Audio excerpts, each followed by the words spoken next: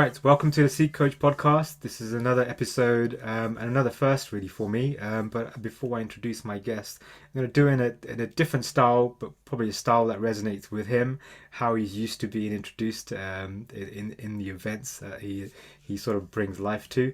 So I'm going to start with that intro right now. Dylan, the natural Cheema.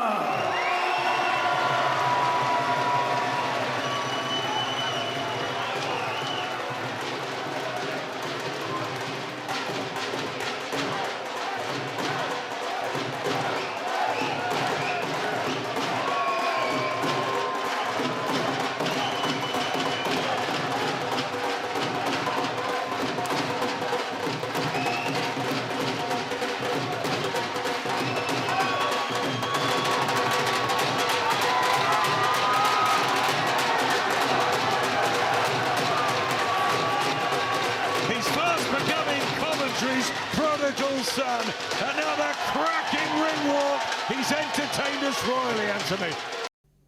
So brilliant. So now that you heard who we have in the hot seat today, we have no other than Rylan Cheema. Welcome to the podcast. Hi, sir. Thank you for having me on. Brilliant. No, first of all, I want to wish you and all of the listeners a happy Vaisakhi. It's just passed last week, 14th of April, and it's a point. A lot of people call it Vaisakhi, and I think the meaning of Vaisakhi is actually the harvest festival, but actually the meaning for Sikhs is the birth of the Khalsa, and I think that's the most pertinent part of it. But I think you show that spirit in what you do. So we'll wish you a happy Vaisakhi as well, and a super congratulations for the weekend. You smashed it. We'll talk about that later on in the podcast. But yeah, I think it'd be great for you just to give a brief introduction. Who is Rylan Charlton for those that don't know? Yeah. Hey, yeah. So firstly, thanks for having me on. Thanks for the introduction. It's it brings back. It seems so far away, but it brings back memories already. It gives me butterflies just to hear that entrance and hear that announcement again. So yeah, thanks for doing that. I think it was good. So yeah, Rylan Cheema. Who am I? Obviously, Dylan is a name that people know me as and refer me as, and it's something my parents have called me that ever since I was born. It was just a nickname that I don't know where it came from. It came from somewhere. Dilraj Devas Cheema is my full name. So people can refer to me as Dilraj or Dylan. I'm not bothered. If you remember my name, I'm happy. So that was me, and obviously martial arts has been a big part of my life since I was 10. Well, essentially since I was 6-7 years old. I trained out in a gym in Coventry originally, and then moved over. Sort of took a bit of a break and did the normal stuff. Did the football, rugby. Not so much rugby actually. Didn't like contact back then. Football, swimming, and had my tuition and stuff, and sort of went down the sort of general routes that you would expect. Studied Punjabi school every Sunday from a young child as well. That was good fun because obviously you meet people. I grew up in quite an area where there was not many Sikhs around. There was me and my best mate at school, and obviously my brothers and sisters. And that was us, and we grew up in a pretty much an English culture. So to go to Punjabi school every week was nice to mix with people of our own, essentially, if that doesn't sound rude, just to sort of resonate with people that have similar backgrounds to myself. So that was really good. But yeah, so 10 years old, joined a martial arts gym. My coach, I call him Uncle Baggy, but he's essentially like a daya, like a father figure to me. So my best mate, my best friend's dad, he used to drive us to training and stuff in Birmingham. So did that since I was 10. Had my first competition 6 months later, broke my nose and absolutely loved it. That's a story that people don't realise is I went into the ring and in the first, at that sort of age, 10, you sort of don't really do head contact in kickboxing. It's more geared around, getting the feel for the ring and just having that exposure, just to have that adrenaline rush and get used to things. And I broke my nose.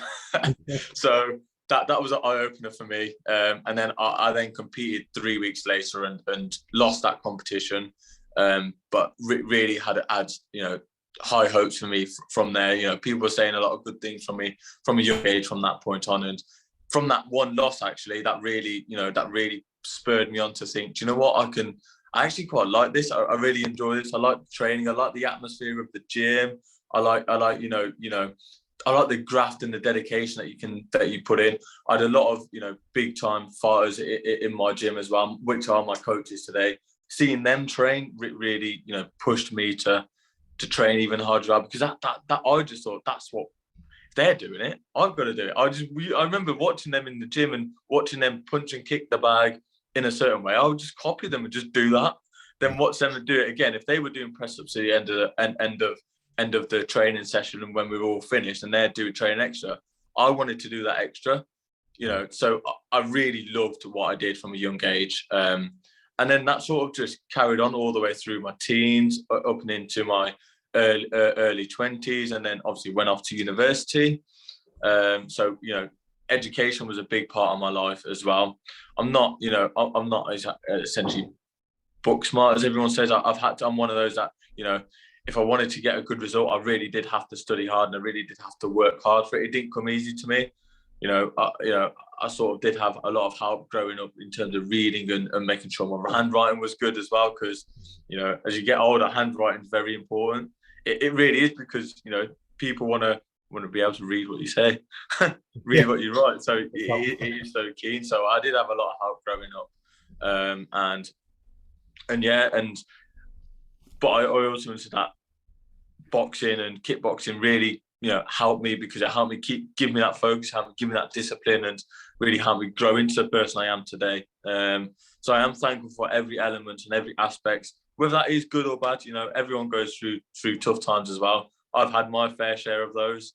I'm sure we'll probably get into it later on in the podcast as well. So that was me. And then I decided I won my first, and got deeper into kickboxing after I finished university.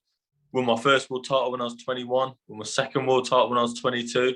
Had a big unification fight at the end of 2019, and decided I wanted to go into boxing now and give that a try. Unfortunately, it sort of got into lockdown in 2020, and obviously everything shut down. So I kept myself in the gym and kept myself dedicated to what I wanted to achieve, and then managed to get a competition.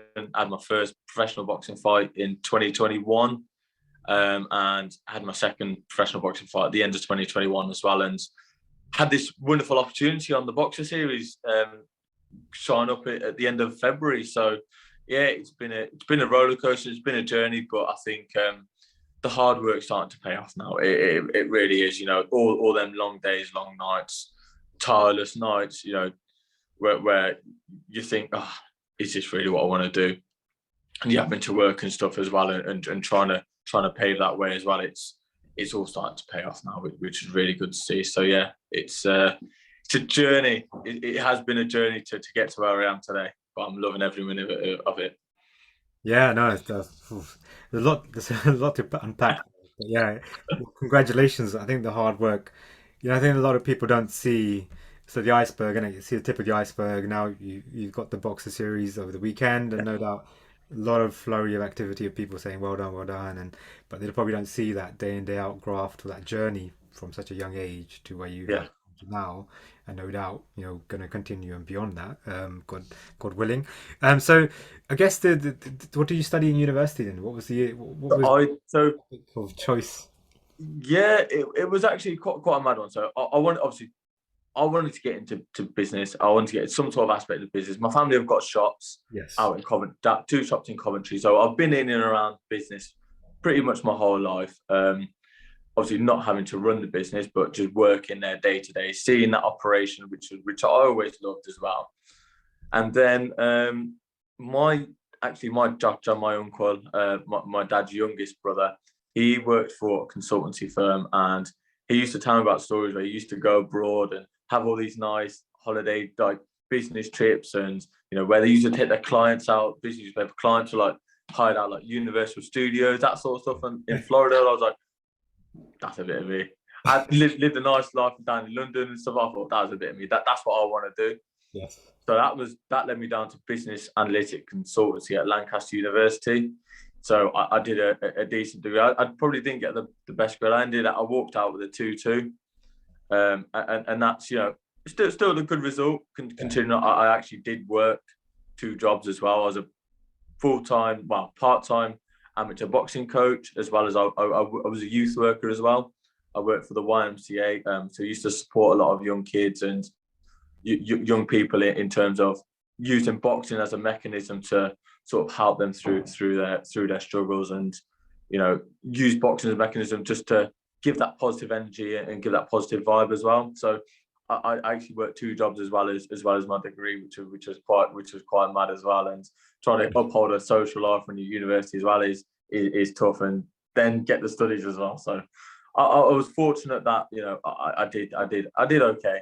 I probably didn't achieve what I would like to. You want that first, but I did okay. And then went off and tried to follow my career path, which was business consultancy. Went down and worked in London for 2 years.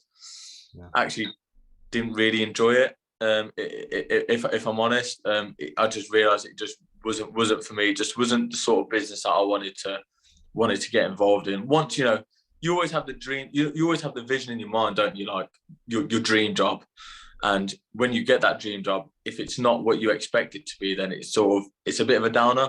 Yeah. So I sort of sit out my contract and then went back and worked in the family business for I think 18 months, and then landed another job for cash and carry, which was more in line with what I wanted to get it back into. Wow. So I think the grades in the university I thought it's really funny, right? I did a business IT degree in Kingston, and for all these years I thought I got a 2-2, and I put it down on my CV. I put it down on my CV. I got a 2-2, and in those days they were quite like black and white. If you didn't have a 2-1, they would not take you on for consultancy jobs or the big four, whatever. But nowadays things have changed. They don't really, they look at other things like experience rather than university. So I realized when I was doing I applied for an MBA, which I finished last year, and I took out my transcripts and I actually had a 2-1, which is really. But I just didn't. I mean, look, I think there's always that argument that says you're only as good as your last result. You're only as good as your last job. You're only good as your last fight. It's what you did last that people really look at first. And for me, a 2-2 was way in the past now. I've had 2 jobs since then. So what do they look at last now? They're going to look at what I'm doing now. So yeah, it's not. I think the biggest thing for me is I thought it was the end of the world that I was going to struggle to get a job, or I was going to struggle later on in life, because I didn't get that 2-1 that everyone, you look at job careers and graduate opportunities, it's always a 2-1 and above. And I was dreading it because I thought it was going to be tough. It was tough, but it's sort of how you come across and what you did your time, how you can portray, how you can sell that time, what you did at university as well, which is really important. Yeah, 100%. I think that's it. It's like you can be really good at studying, like you said. Like I wasn't the same as well. I didn't know. I couldn't do exams. I didn't know. Studying is very difficult. It didn't come naturally. Plus, it's for the masses. It's not practical. But if you're a problem solver, and you can prove that, that's better than any grade. You see what I mean? Yeah. Like it's the value that you can bring to an organization and the innovation. 100%. I think the biggest thing I found is that if you can, as in, you're down to employers. If you come across well and you're only honest, if you start saying, if you start talking a load of rubbish and start selling yourself over the odds, then it'll just tell. And time will tell as well. If you just keep it simple and just be yourself, be honest, then that'll come through. And true, really good employers will see that, and we'll be able to sieve through the good from the bad. So I guess the result isn't a bad thing. It's how you come across and what you think you can bring to a business and to a business, and how you think you can adapt, and how that comes across to the employer that's sat across from the table as well. Yeah, brilliant. So it was good. So I think it was a bold move as well. Like you thought this thing was your dream, the consultancy thing, or you did that, got the job, and then it's quite bold. What you find is a lot of people think that I've committed a lot of investment in this path and I got to stick with it. It kind of, for me, it shows empowerment, that you're taking charge and you're realizing actually it's actually not for me. But was it easy for you to just say, right, actually this isn't for me, or how did you come across that decision? it was sort of, I sort of got 18 months into a 2-year contract and realised, no, this just wasn't for me. I soon quite realised in 18 months that this wasn't for me. I was just going to see the contract out. So as soon as I walked out, and I walked back into. So I had a job via an agency as well. Yeah. So I walked back into the agency and said, look, what's available now? What's going on? And they said, well, we're going to cut. Well, money isn't everything, but they said, we're going to cut your money. We're not going to help you and support you as much anymore. You just sort of got to try for it now yourself. Yeah. And I sort of thought, you know what, I can't do this London trip no more. It just wasn't for me. I was traveling from Coventry every morning, still leaving, getting the first train, slow train at 5:30, and I wasn't getting back till 10 o'clock at night. Some nights, obviously, at that sort of age when I was 21, just paying for the train was enough. I couldn't then afford to then just start paying for hotels and food on top of that as well. So it was sort of a decision that it wasn't easy, because at the end of the day I'm giving up a salary, essentially a salary where I could have just continued and carried on. But I then I just made the bold, I thought, walk away, and just, if I'm not happy, I think the biggest thing is, if you're not happy, don't do something you're not happy doing. Yeah. It was tough. I could tell you, it was tough. It sort of, for about a period of 2 or 3 weeks, I didn't know where I was going to go or what I was going to do. And I was looking at jobs and thinking, applying for jobs and getting shut down and getting rejected, because I didn't even know I wasn't getting past the first stage. So I didn't think there was going to be no end to it. And then, fortunately / unfortunately for me, lockdown hit in 2020. So it was the back end of 2019 when I walked away from consultancy and walked into my family business in December 2019, and yeah, so then lockdown hit in 2020, and I pretty much went full time in the family business then, and sort of took a sort of management role within the business. Yes. And yeah, and that carried on for a period of about 6 to 8 months, all through lockdown. And it was probably July 2020 when I got approached by one of my friends at the business that I work for now, Parfits, and said, look, there's an opportunity here. Do you want to explore it? Do you want to see what's happening? It's a new role. So it's a new role to the business as well. It's a new role for you as well. But do you want to explore it? And I did, and I'm glad I did, because ever since I've joined Parfits, I've absolutely loved every minute of it. And it was a business that I really felt at home straight away. And some people, I felt lucky that I found a job that I did at the right time as well, and it just sort of clicked, and I've been happy ever since. Genuinely, I drive up to Manchester every single day, and I'm on the road from 5:30, 5:45 every morning, and I love it, because if I didn't love the job, then I wouldn't be doing the driving. London was a proof for that for me, so I absolutely love every minute. And honestly, sometimes your cards just fall right, and it felt right for me. Yeah, brilliant. Yeah, I think that's really important point about happiness. Actually, you only live once, but if you're not happy, what's the point? Like, yeah, it's a difficult path, but you're gonna have to do something for your own happiness, because nobody else is gonna do that for you. Yeah, that's it. How was the support from your parents then, like throughout making these decisions and stuff? Were they quite supportive, or did you have to kind of navigate that as well? So I mean, my parents have been very supportive from day one. They've always said, just follow what you love, follow what you do. Yeah. They don't like me doing fighting. They don't like me doing boxing. They've never liked me doing kick. They've only ever seen me compete twice in 16 years. They've never come to any of my professional fights, whether that's kickboxing or what. They've never come. Yeah. They just can't bear it. But they are, in terms of work, they are really supportive. Look, they were the ones that actually said, if you don't enjoy working that job I was doing, don't do it.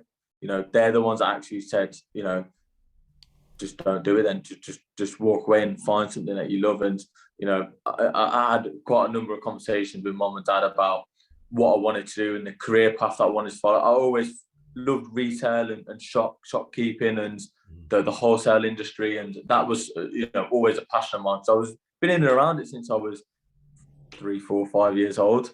That was what I love. I love working in the shop in my holidays, because that was spending time with the family. But I love spending time with the customers, talking to customers, just that interaction as well. And then as I got older, started interacting with suppliers. So they really supported me on this journey to get to working in the wholesale industry as well, and that they have supported me all the way through as well. And I've never asked for financial support.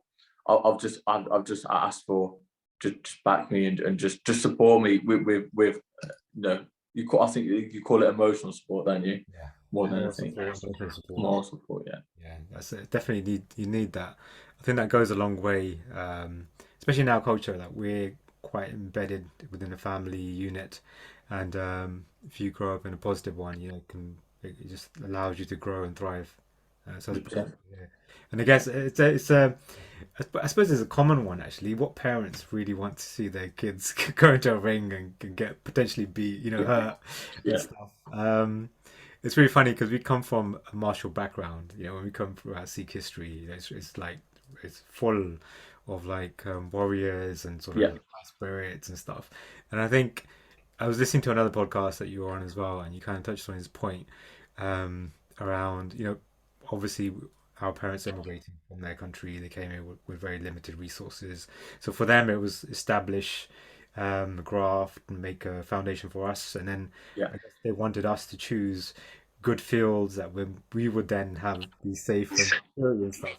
So we kind Yeah. of lost. We almost feel that we lost a bit of that, that spirit of martialness that where all that Yeah.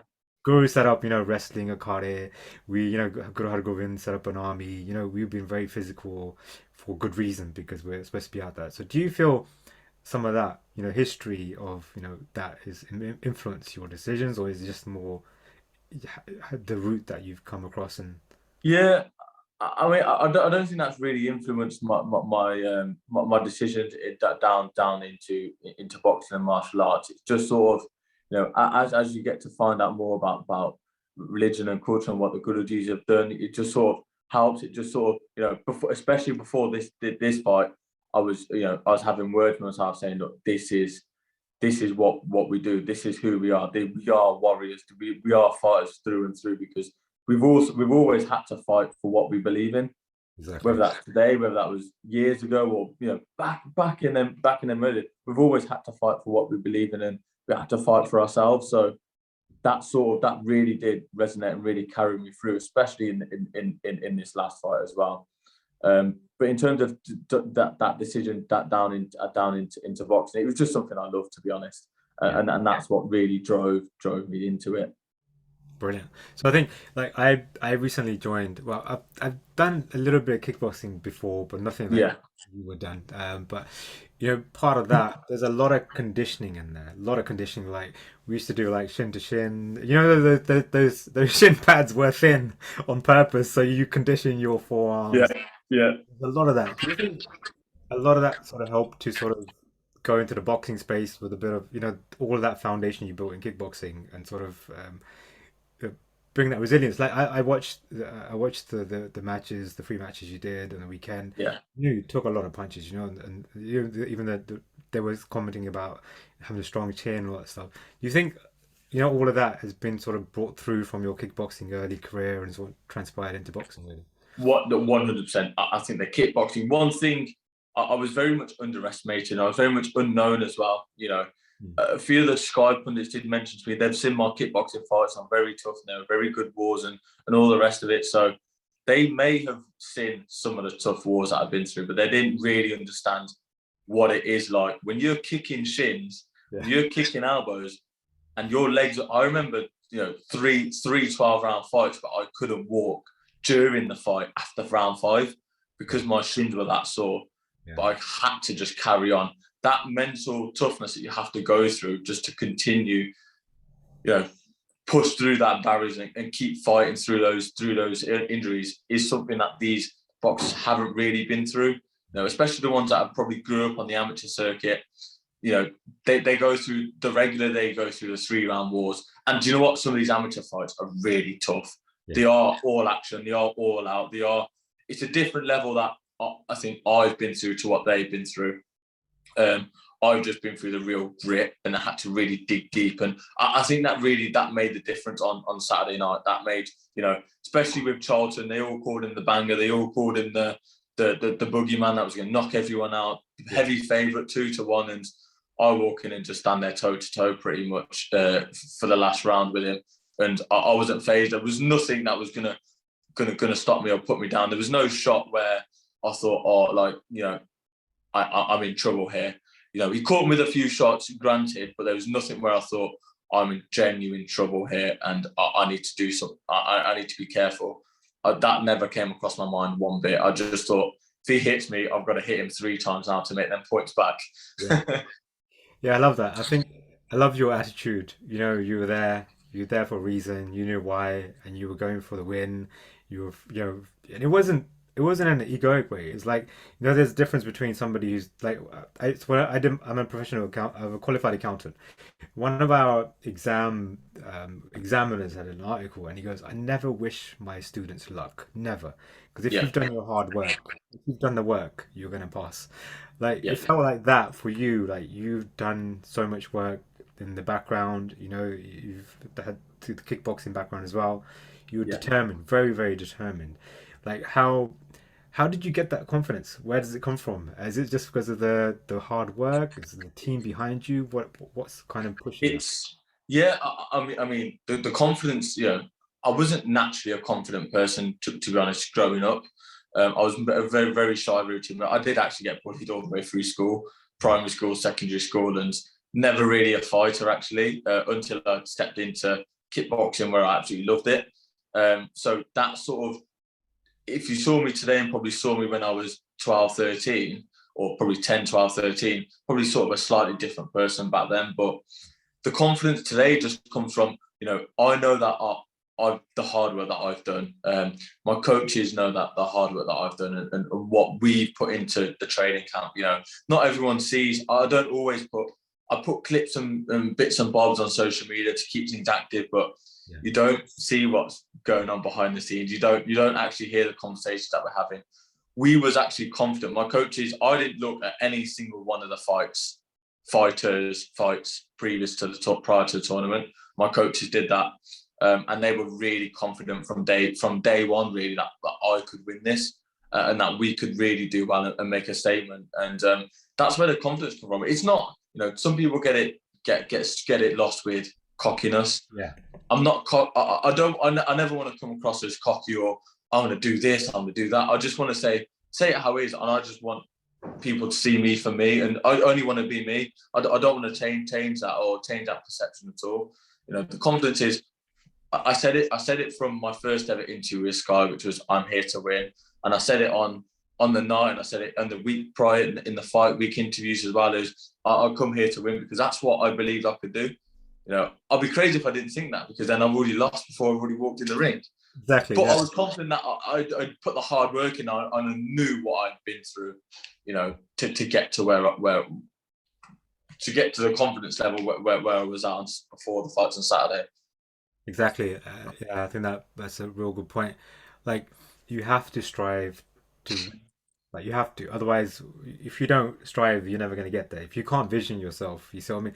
And like it says, you can't just vision it without doing the work. So that's the Yeah, that's it. And I'll be honest. Like, I came into boxing with an aspirations to win Knock and Midlands title and maybe get on TV later on down the line. And it wasn't. I didn't start saying that I was going to go take over the world and start doing this. I'm going to change the shape of boxing. I never said that. I just kept it real and kept it honest and just said, look, I'm just going to do what I want to do and build the career that I would like to build, and obviously work as well, because boxing for all good that it's done, it doesn't pay a wage. It doesn't pay a big enough wage for me to warrant giving up work.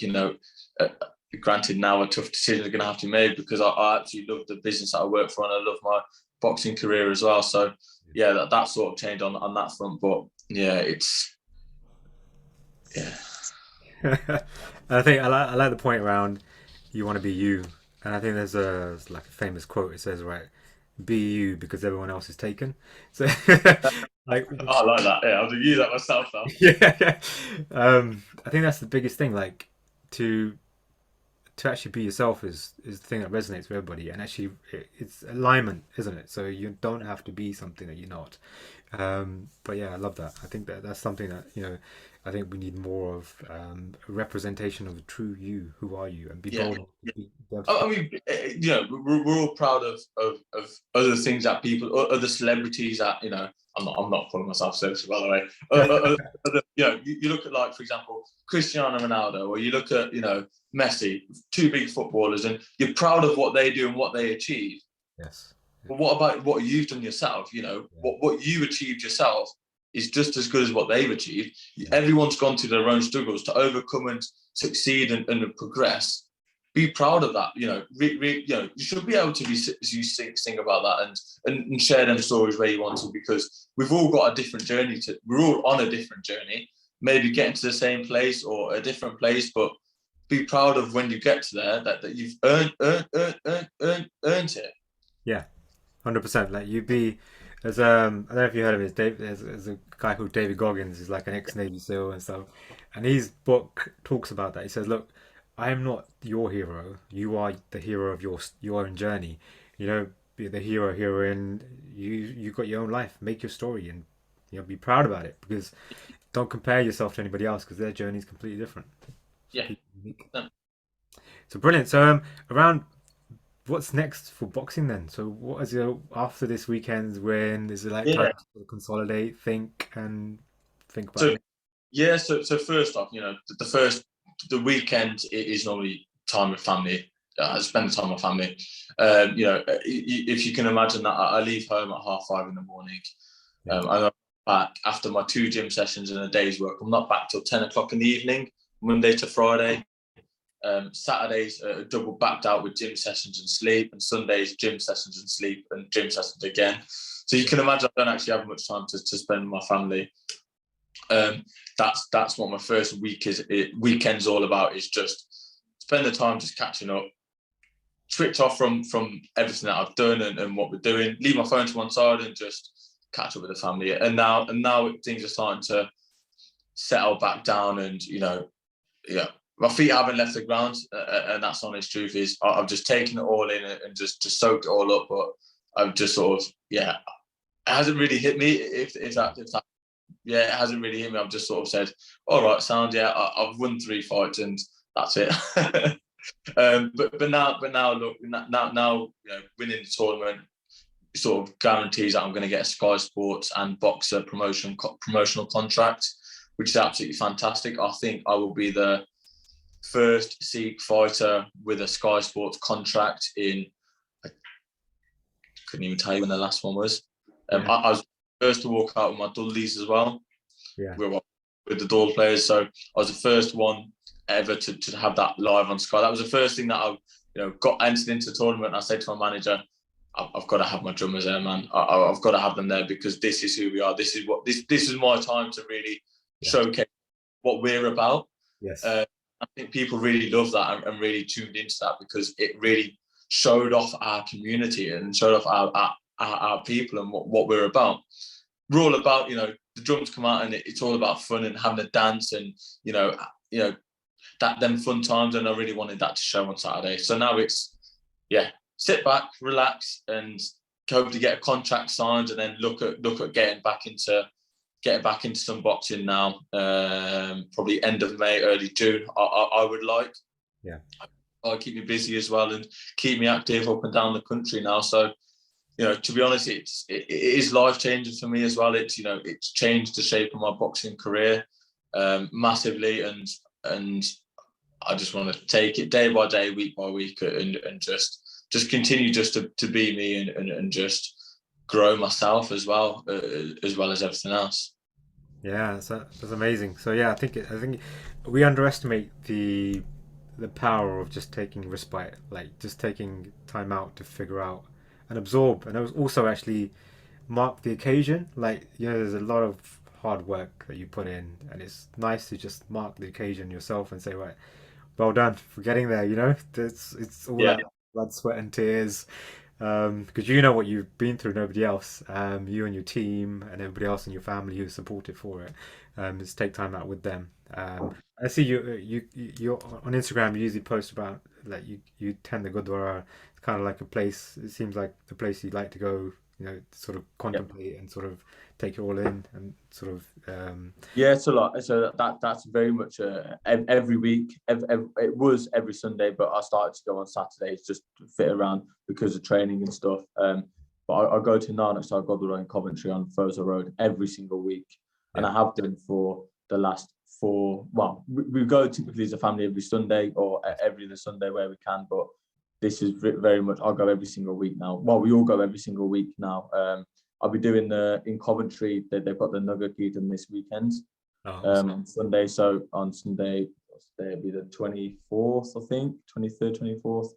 Yeah. So I'll be doing that this weekend as well because that's something again that I enjoy doing. The sun's out and it's just nice because we're all out as a community. We're all out together. Coventry all comes out and we all just have a nice time and just go for that Nagar Kirtan. It is really nice event to be a part of. So I'm doing that on Sunday as well. Awesome. Yeah, so just for those that might not know what Nagar Kirtan is, it's a procession to celebrate Vaisakhi, the birth of the Khalsa. And after COVID, we missed out on this for like 2 years or so. So it's like Yeah. we've got one in Slough the same time on the weekend. Okay. So we're looking forward to going to that and just take it all in. Hopefully the weather will be good, and it's always a lot of food, food. So I'm sure you could take a break from your diet. I mean, there's a lot of food. I mean, it's nice because everyone sort of talks and chats and Yeah, mingles, and it really is a community event. You all just turn up and just even though as religious as it is, we all mingle and talk, and it's really open as well. And that's what I like as well. It's just it brings everyone together. yeah, 100%. And Coventry's got a big Sikh community as well. So there's a lot of people there. I used to live there for a couple of years myself. I used to Okay. go to that Gurdwara as well Yeah. regularly, like Sunday. So yeah, I know what you're talking about. So the other thing I was going to talk about was like the so is there anything so from your even for your university career, you talked about doing youth work and two jobs and doing your study at the same time.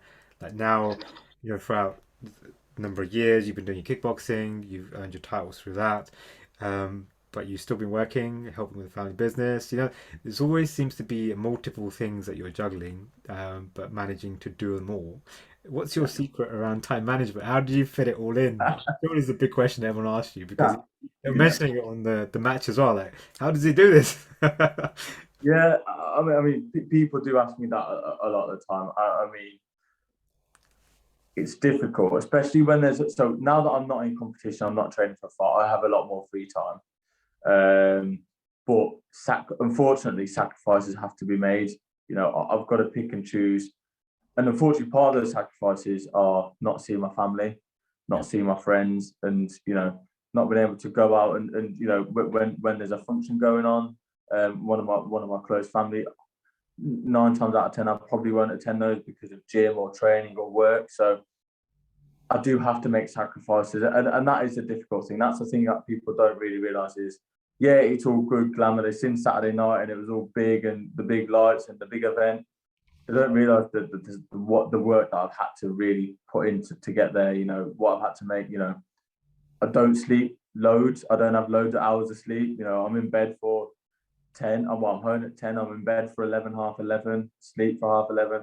I'm up then at 5 o'clock every morning. So and that's Monday to Friday. On the weekends, I'm up at half 7 and have an hour kip in the afternoon, and I'm training again in the evening. So again, it's sacrifices, and this is what I want to do, and I know that in this short time, I can make those sacrifices. So I've got the rest of my life to really live what I want to live, do the holidays, go out, see friends, see family, as much as I can. I've got the rest of my life to do that. It's about now is what I want to work towards to be able to live that hopefully comfortable life when I grow a little bit older. So yeah, it is hard. It is hard. It does get tiring. Sometimes I'm driving back on the motorway and I'm like tired. I've got to pull over and I can't eat anything, can't drink anything. I'm just sipping on a few sips of water there. So it is difficult, but I wouldn't change it for the world as well. Yeah, I think that's it's a difficult one, 100%. It kind of resonates with a lot of people that have like high achievers or people that have excelled in their field because almost you've got a finite amount of attention and time, um, but in order for you to master something, you've got to commit, and Yeah. unfortunately, commit is to then. That's it. And there's a big saying. One of my coaches, Simon Akufo, said this to me a while ago, and we was talking about time, and time's a big word. So people always say to me, "Oh, I haven't got the time. I haven't got the time to this." You've got the time to do whatever you want to do. You know, it's how you prioritize your time is the biggest thing. So if you put your priority time as you want to go out for a meal on a Saturday night, but you haven't got time to go and study for an exam that you've got the following week. That's how you choose. You know, no one can tell you to prioritize your time. No one can tell you what to do. It's what you decide to do and how you want to use your time wisely. So for me, I prioritize my time around the gym, work, and family as much as I can. Probably in that order as well. So unfortunately, my family do have to come number three, but they understand that as well. I'm always there for them. You know, I am always there for them. But you know, time is always a big word. It is a very big word. Yeah, and it's probably the most. I always say time is the most precious thing you have, Yeah, and most of the time we substitute it for money, that doesn't necessarily make us happy, or endeavors that doesn't really enrich us. Like you say, yeah, I think the exact things when people say I don't have enough time, but you're like we all get the same 24 hours a day. You don't get any more, don't get any less. So hopefully you get it the next day when you wake up. yeah, Um, that's it. Yeah, no, that's very true. You know, I don't have more time than you. You don't have more time than me. It's how you spend your time is going to be beneficial to you. That might not be beneficial to me because I live a different lifestyle to you. So, you yeah, know, how we live our lives are going to be different. But if it works for you, carry on. Keep exactly. keep doing what you're doing because you're doing really well. Yeah, so that's it. Do what you need to do, and then it is the difficult decisions. And actually, there is a number of things. Obviously, circumstances prevail that are in your control. But if you start figuring out what is in your control versus what's not in your control, you can then start to at least make small changes. Like something we did at work recently was we had a step challenge, and suddenly you realize how much you can walk in your house. Yeah. And I'm like, Okay. you would not imagine how much you can walk in your house to get those steps up. Otherwise, you're just oblivious to it. Nah, I've got to go out, I've got to put my trainers on, I've got to get an hour. Yeah. But actually, if you manage to carve out 5 minute slots of 20 times a day, it's a huge Yeah. difference. Even just something simple as you need to leave the house. So what do? You leave your shoes upstairs, go get your shoes. Oh, you forgot your jacket, go get your jacket. Oh, you forgot your keys. Yeah. That's three times you walked up and down the stairs just to get three different things, but you've got your three steps in. Yeah, it was really funny in my house. I was suddenly happy to take out the washing, pick up something I forgot from upstairs. My son's like, "Can you get this?" Yeah, yeah, I'll go. Suddenly, Yeah, you're really, really helpful around the house, and they're like, "What's yeah, going on?" yeah, just to get your steps in. So yeah, I think it's the mindset really, and I think you mentioned in prior podcasts around training and sort of having limitations and having to do things at home in the garden and stuff, and it's in your early years, and it's discipline. You even talked about looking after your diet when you went to education Oh yeah. and stuff. Oh, I can tell you some stories now. Like it was. I think I was 13 at this age. I was training for a junior English kickboxing title. So it's only amateur, head guards and stuff, 5 rounds. I took this so seriously. This really meant the world. But I was studying for going in towards my GCSEs at that sort of age. No, I might have been 14 or 15. So I was going in towards my GCSEs. And my parents sort of said, you need to keep your studies going. If your grades dip, we're going to pull you out of kickboxing. Yeah, But we understand that this is what you want to do and this is what you like doing. So we're not going to stop you, which I appreciate as well. So I remember coming back from school every day. Used to train 3 days a week in the gym. So every other day that I wasn't in the gym, get a rucksack on my back, fill it with loads of books and start jogging around the garden and just do like 40 minutes around my garden every other day. And then I'll come back in, I'd have one rugby, and then I'll go upstairs. Sorry, after my run, I'll go upstairs with my book bag and do sit ups on the end of my bed. Yeah. And that was my workout when I wasn't at the gym. And then I'll go downstairs and have my one rugby diet. You know, obviously rugby it's a staple. You know, as probably the English culture's bread. Rugby is our bread.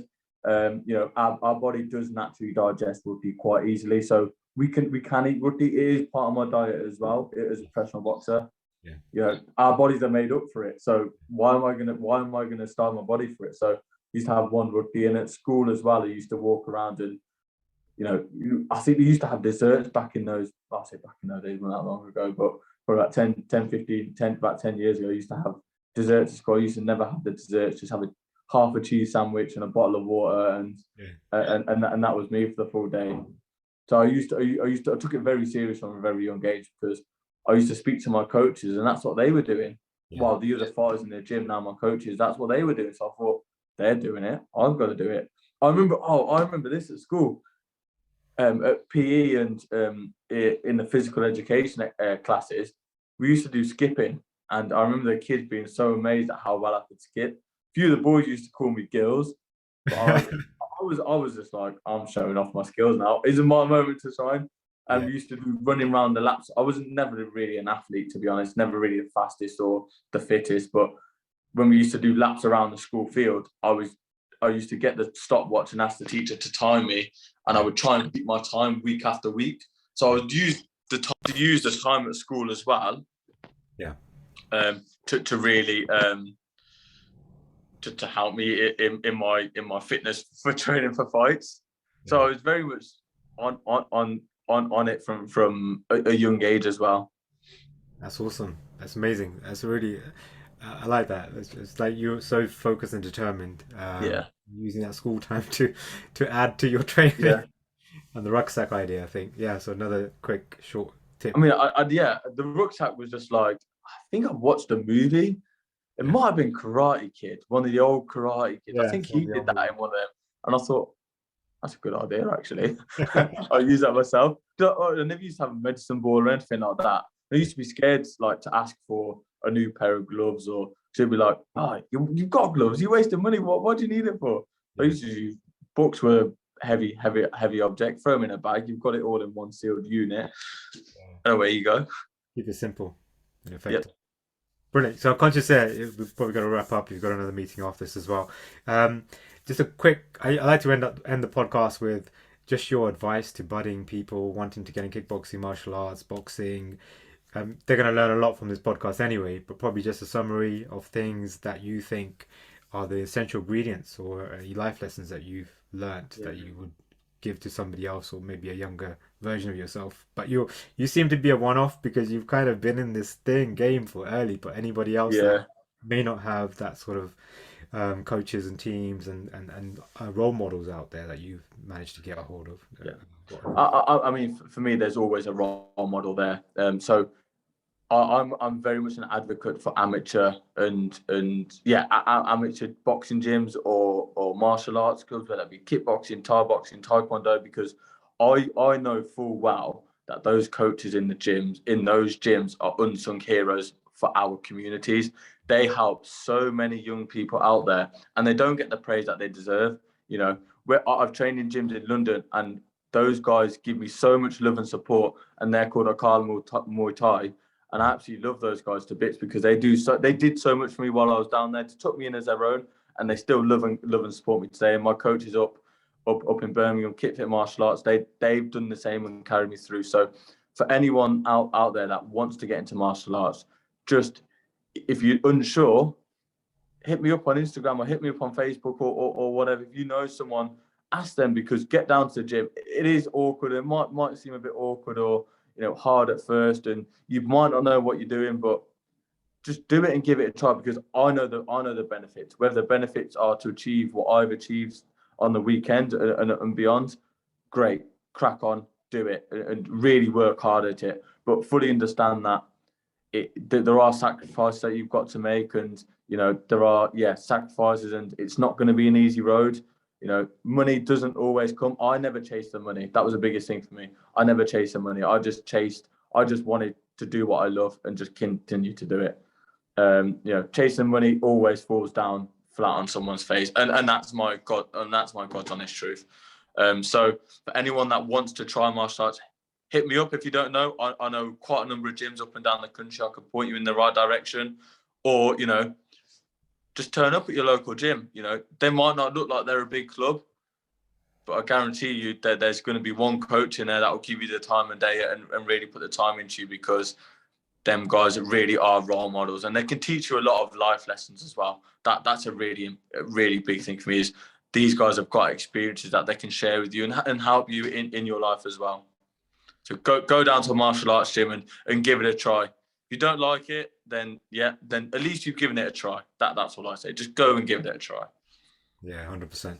I mean, and it's never too late to join. I joined a local club, Ramgarhia Sikh Gurdwara. They started doing boxing in Slough, and the community centre. And it's our coach is Manraj Demon. So I think he's doing pro boxing as well.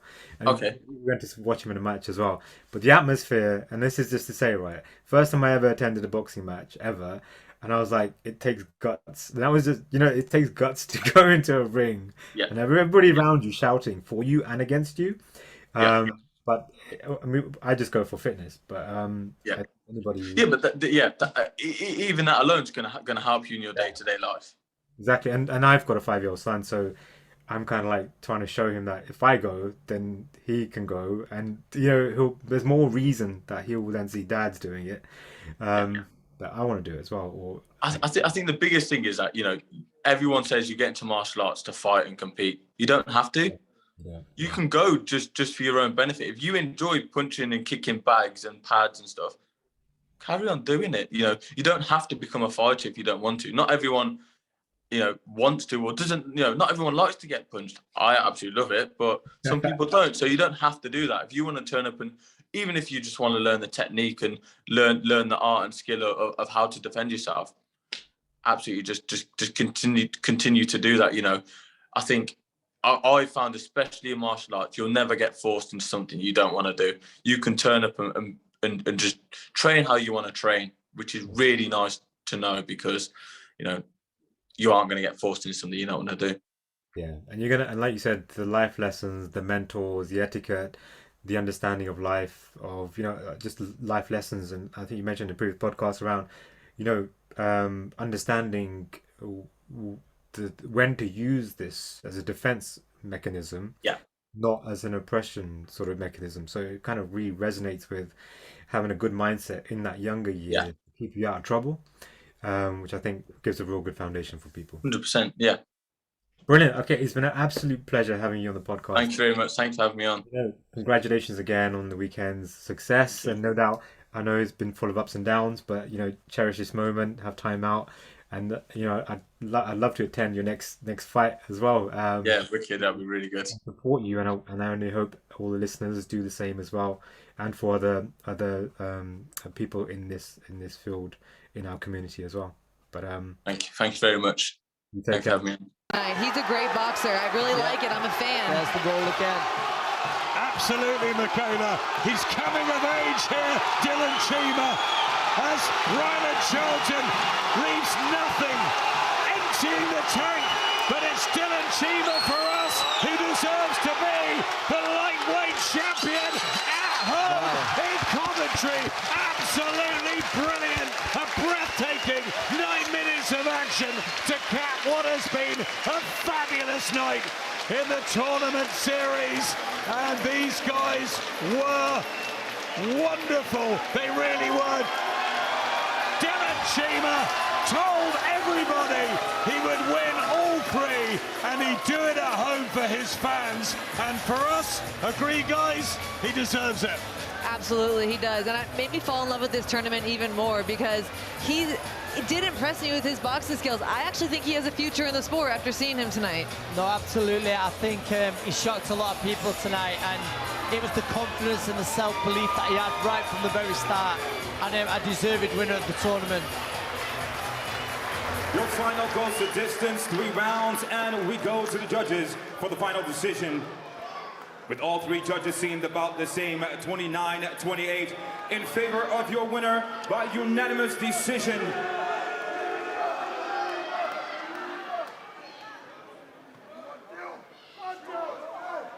Dylan, the natural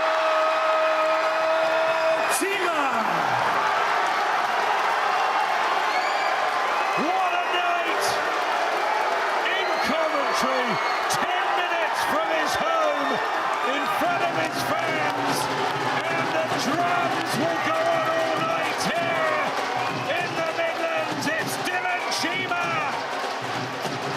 the winner of the lightweight tournament. Absolutely brilliant from start to finish. The whole night was, and Cheema, crown king.